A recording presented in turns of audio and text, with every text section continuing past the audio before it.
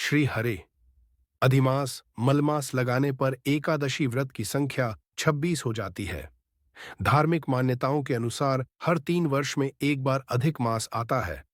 इसे मलमास या पुरुषोत्तम मास के नाम से भी जाना जाता है। एकादशी एकादशी बढ़ते और घटते चंद्रमा का 11वां दिन है।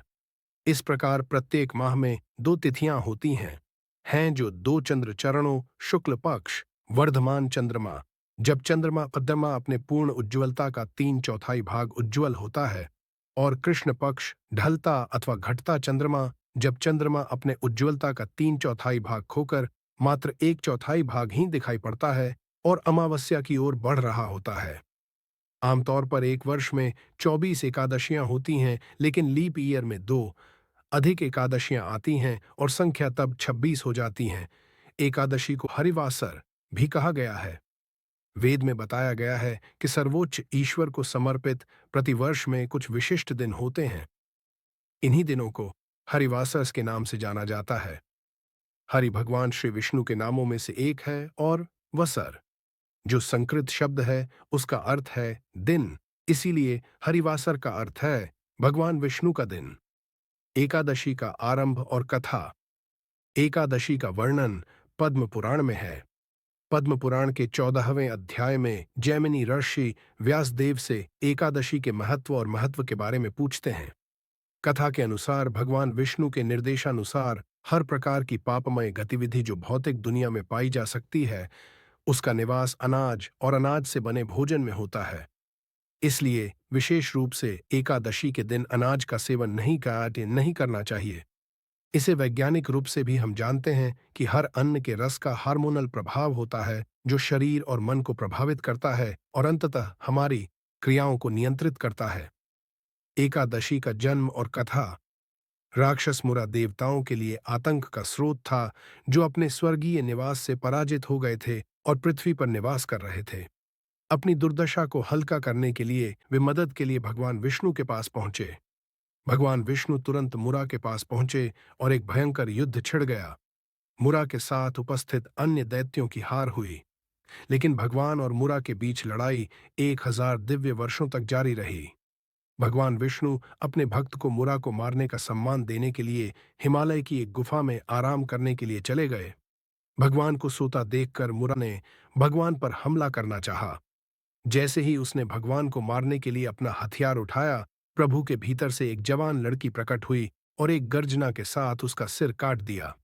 भगवान जाग गए और उन्होंने लड़की और मृत मुरा को देखा और पूछा कि वह कौन थी और मुरा को कैसे मारा गया। लड़की ने कहा कि वह महाशक्ति है, जो भगवान की आंतरिक शक्ति है। भगवान विष्णु की 11 एकादशी। इंद्रियों इंद्रियों से उत्पन्न, उसने घोषणा की कि वह उसकी शाश्वत दासी थी और उसने मुरा का सिर काट दिया था। भगवान प्रसन्न हुए और उनसे कोई वरदान मांगने को कहा।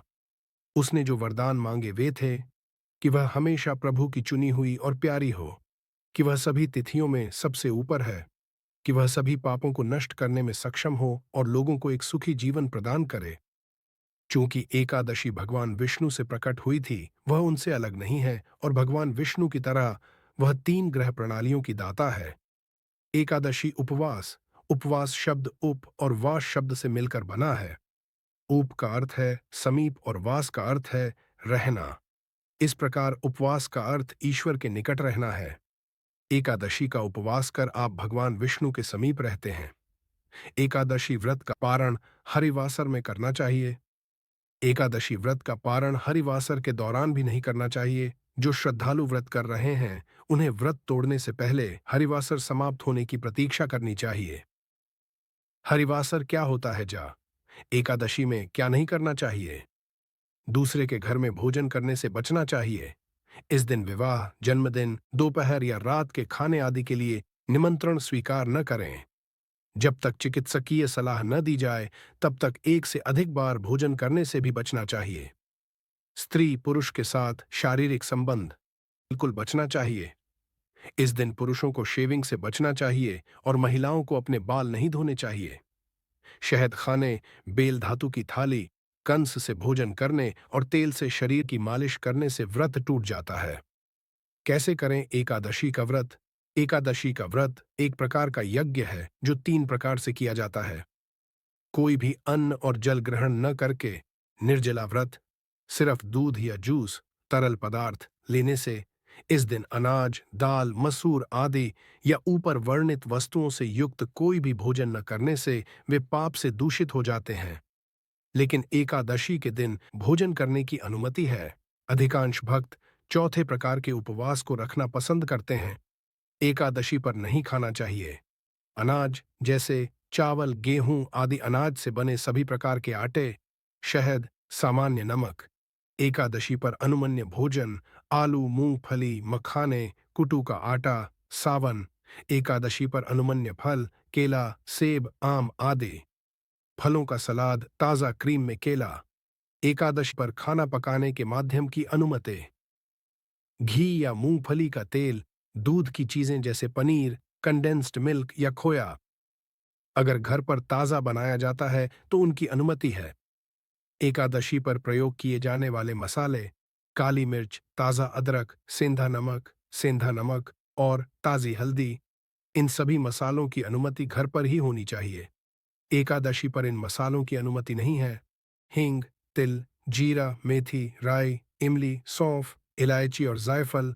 व्रत रखने और तोड़ने का समय एकादशी या महाद्वादशी के दिन सूर्योदय से एकादशी का व्रत प्रारंभ होता है।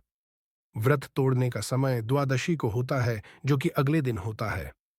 अनाज से बने प्रसाद का सेवन करके उपवास तोड़ा या पूरा किया जाता है। जिन्होंने निर्जला एकादशी का व्रत रखा है वो व्रत तोड़ने के निर्दिष्ट समय पर पानी पीकर अपना उपवास तोड़ते हैं।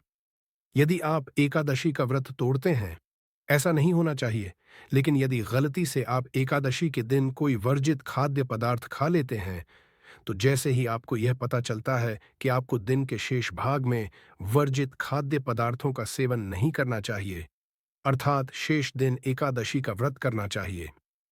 आपको एकादशी के तीसरे दिन एकादशी उपवास रखना होगा और अगले दिन सूर्योदय के बाद अपना उपवास तोड़ना होगा। एकादशी पर देवताओं को भोग अर्पित करें। एकादशी पर भी अनाज का भोग लगाया जाता है। इस महाप्रसाद का प्रयोग अगले दिन व्रत तोड़ने के लिए किया जाता है। एकादशी के वैज्ञानिक लाभ वैज्ञानिक और जैविक रूप से एकादशी का उपवास विषाक्त पदार्थों और अन्य हानिकारक अम्लीय रसायनों को हटाने में मदद करता है, जो अक्सर अनियमित और गलत समय पर खाने के कारण बनते हैं। उपवास स्वस्थ कोशिकाओं को शरीर में कैंसर को नष्ट करने में मदद करता है।